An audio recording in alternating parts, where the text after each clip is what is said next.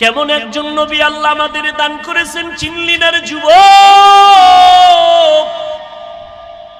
যদি আমার নবীর একবার চিনতি, নেতার জন্য জীবন দাও, নেত্রীর জন্য জীবন দাও, দলের জন্য জীবন দাও, আমার নবীরে যদি একবার চিনতি, এই জমিনে কল্লা দিয়া দিতি, কোনো বেঈমান আমার নবীর বিরুদ্ধে কথা বলতে পারতো না।